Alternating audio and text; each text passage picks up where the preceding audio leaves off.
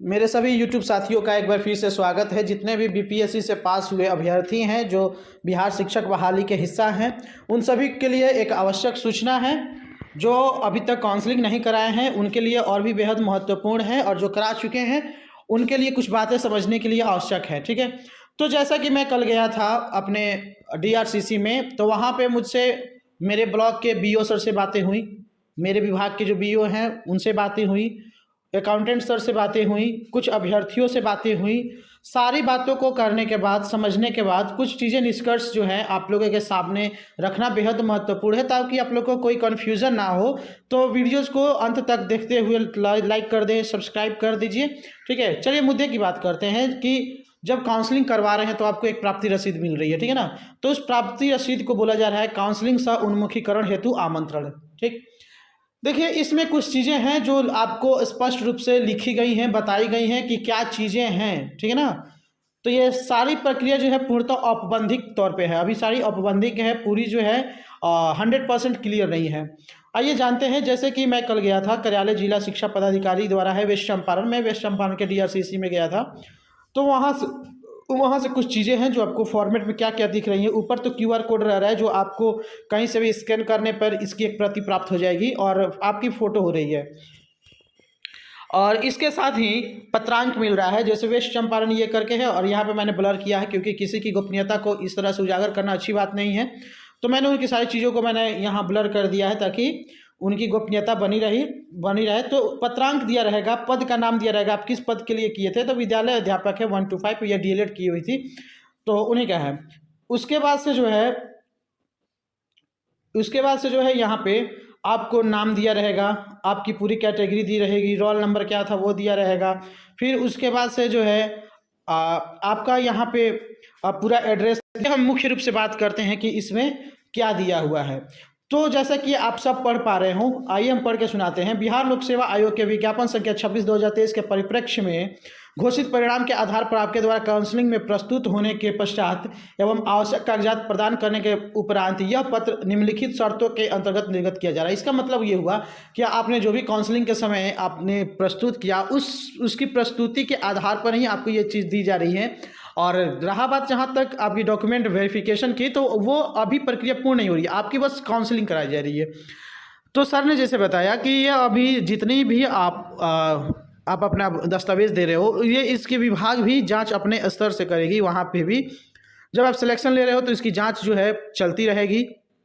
Document verification board द्वारा भी किया जाता रहेगा और उसमें भी आपको कराया जाएगा। जब आप अंतिम रूप से आपका डॉक्यूमेंट वेरिफिकेशन फॉल्ट निकलता है तो आपको उसी समय सेवा से निकाल दिया जाएगा। ठीक है, जैसा कि मैंने सर से बात करने के बाद जाना। तो इस पत्र की नियुक्ति पत्र जो है, यानी अपॉइंटमेंट लेटर नहीं समझा जाए। अपॉइंटमेंट लेटर जो है आपको बिहार सरकार द्वारा आपको पटना में दिया जाएगा, वो होगा आपका अपॉइंटमेंट लेटर, जिससे आपकी नौकरी मान्य होगी। तो विभाग द्वारा आपके प्रमाण पत्रों एवं अन्य प्रक्रियाओं का पालन करने के पश्चात बाद में निर्गत किया जाएगा। समझ गए। तो इसका मतलब है कि अगर आपको कोई नियुक्ति पत्र मिल रही है तो आप तब तक उसको समझे कि आप वो औपबंधिक है, ठीक है ना। जब तक आपकी सारी जो चेक है, जांच है, वो पूरी नहीं हो जाती, तब तक आपको वो निर्गत नहीं किया जाएगा। सफल काउंसलिंग के पश्चात आपको ओरिएंटेशन एवं एक्सपोजर हेतु किसी विभागीय संस्था या किसी विद्यालय से संबद्ध किया जाएगा, जिससे आप उक्त विद्यालय में अध्यापन संबंधी एक्सपोजर प्राप्त करेंगे। कहने का मतलब है कि जब तक ये सारी प्रक्रियाएं हो रही है तो 14 दिनों का आपसे ट्रेनिंग दिया जा रहा है। तो उस ट्रेनिंग में जो है आप वही बोल सकते हैं ओरिएंटेशन एंड एक्सपोजर, ठीक है ना। तो इसमें मुख्य रूप से जो है आपकी विभाग की कार्यशैली को समझाया जाएगा कि विभाग आपकी कैसे कार्य करती है, आपके अधिकार वहाँ पे कहाँ तक सीमित है, कैसे करने हैं, ये सारी चीज़ें समझाई जाएंगी। आपको ये नहीं समझाया जाएगा कि आपको पढ़ाना कैसे, आप खुद पढ़ चुके हैं, आप खुद इसकी जानकार हैं। आपको 15 दिनों में ये सारी ट्रेनिंग दी जाएंगी कि आपको विद्यालय का संचालन करने में कोई कठिनाई ना हो, आप विद्यालय के समक्ष कैसे अपना योगदान देंगे, किस प्रकार से आपको विभाग की कार्यशैली को समझेंगे, आपसे विभाग किस किस तरह के कार्यों को कराया जा सकता है। मतलब बहुत सारी चीज़ें हैं जहां आपको ये सीखनी है, करनी है, ठीक है ना, और वहां समझनी है। तो इन दिनों में आप समझ पा रहे होंगे कि हाँ, हमको कैसे अपने विभाग के अंदर कार्य करना है। तो और वही चीज़ आपको किसी विद्यालय से टैग करके आपको वो करने के लिए कुछ दिन के लिए छोड़ा जाएगा। फिर उसके बाद से जो है आपको आपकी जो टीम है, विभाग है, वो आपको अपॉइंटमेंट लेटर देते हुए आपको किसी विद्यालय से वो उसमें आपको पोस्टिंग देगी, जहाँ से आप जीवन भर अपना जॉब करिएगा। उसके है 3 नंबर पे है कि ओरिएंटेशन एक्सपोजर के पश्चात आपको औपबंधिक नियुक्ति पत्र निर्गत किया जाएगा। मतलब जब आप चले जाएंगे किसी विद्यालय में, आप जाकर ट्रेनिंग ले रहे हैं या चाहे किसी डैट बैट में ट्रेनिंग ले रहे हैं, तो इसके लेने के बाद भी आपको एक औपबंधिक नियुक्ति पत्र मिलेगी, प्रोविजनल अपॉइंटमेंट लेटर, समझ गए ना। मतलब आपकी अपॉइंटमेंट लेटर तब तक नहीं दी जाएगी जब तक आपकी पूर्ण रूप से जांच नहीं हो जाती। आपको सिर्फ औपबंधिक मिलेगा, औपबंधिक प्रोविजनल, मतलब आप उसके अंदर काम तो करेंगे लेकिन आपकी सर्विस जो है कि नहीं, आप उसमें पक्के हैं कि नहीं, आपके डॉक्यूमेंट के जांच के पश्चात ही आपको दिया जाएगा। आपको अस्थायी नियुक्ति संबंधी नियुक्ति पत्र सभी प्रमाण पत्रों की जांच के बाद निर्गत किया जाएगा।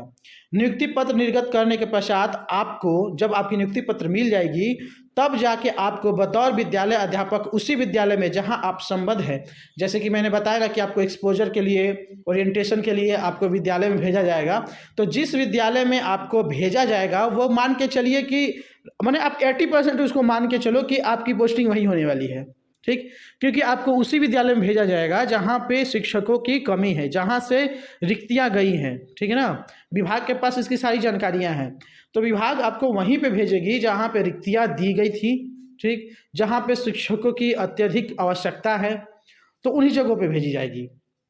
तो ट्रेनिंग के बाद आप वहाँ पे चले गए, फिर जब आपकी जांच होती है, जांच पूर्ण होने के बाद से जब आपको फाइनल अपॉइंटमेंट लेटर निकलता है, तो उसी लेटर में आपको अब दूसरी विद्यालय जो है नहीं भेजा जाएगा, भेजा भी जा सकता है लेकिन बहुत माइनर केस में भेजा जाएगा।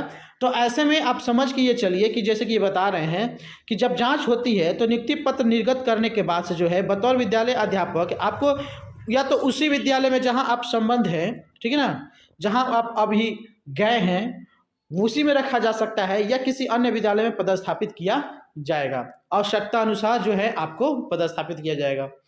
फिर उसके बाद से यह भी स्पष्ट किया जाता है कि यह पत्र आपके द्वारा बिहार लोक सेवा आयोग के समक्ष स्व घोषणा के आधार पर निर्गत किया जा रहा है। यदि आपके द्वारा समर्पित प्रमाण पत्रों में अथवा बिहार लोक सेवा आयोग द्वारा अपनाई गई प्रक्रियाओं में आपके द्वारा बरती गई अनियमितता प्रकाश में आने पर विभाग उचित कार्रवाई करते हुए इस पत्र को अस्वीकृत कर सकेगा और नियुक्ति पत्र यदि निर्गत हो भी चुका होगा को भी रद्द कर सकेगा। मतलब ये जो लेटर है आपको क्या कर रहा है, स्व घोषणा, आपसे जो है आपसे ये ले रहा है, डिक्लेरेशन ले रहा है कि भाई आपको हमने सब चीज़ दिया है, हम आगे की कार्रवाई आपके लिए कर रहे हैं, आपकी जो नियुक्ति प्रक्रिया है, आपकी जो चयन प्रक्रिया है, हम सब करते जा रहे हैं, लेकिन इस शर्त पे कर रहे हैं कि अगर आप में कहीं भी फॉल्ट पकड़ा गया, कहीं भी डॉक्यूमेंट में कुछ फॉल्ट जो है पकड़ा गया, तो उस स्थिति में जो है अगर आप चयनित होकर आप विद्यालय में जा भी चुके होंगे, अगर आपकी नियुक्ति पत्र फाइनल नियुक्ति पत्र भी निकल अगर चुकी होगी, तो भी आपको सेवा से रद्द कर दिया जाएगा, आपके सेवा से निकाल दिया जाएगा, आपकी नियुक्ति प्रक्रिया को रद्द किया जाएगा, ठीक है ना, आपकी चयन प्रक्रिया को रद्द कर दिया जाएगा। तो बहुत ही मान के चलें कि ऐसे में मान के चलें कि ये बहुत ही पुख्ता जो है सिस्टमेटिक ढंग से चल रहा है, जहाँ पे आपको हर जगह जो है फूक फूक कर पैर रखने की आवश्यकता है, कहीं कोई गलती ना हो, इसके लिए आपको ध्यान रखना होगा, ठीक है ना।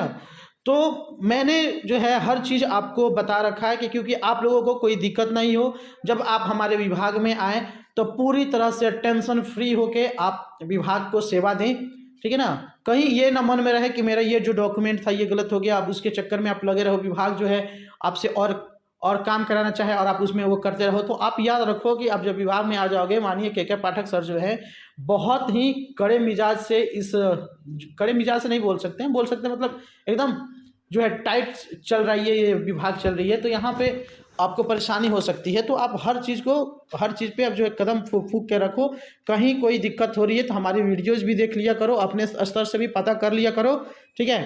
तो चलिए दोस्तों, फिर मिलते हैं आप लोगों से एक नेक्स्ट वीडियो में नेक्स्ट टॉपिक के साथ। तब तक के लिए लाइक कर दीजिए, सब्सक्राइब कर दीजिए और मिलते हैं नेक्स्ट वीडियो में किसी नेक्स्ट टॉपिक के साथ, जहां आपसे मुलाकातें होंगी फिर से।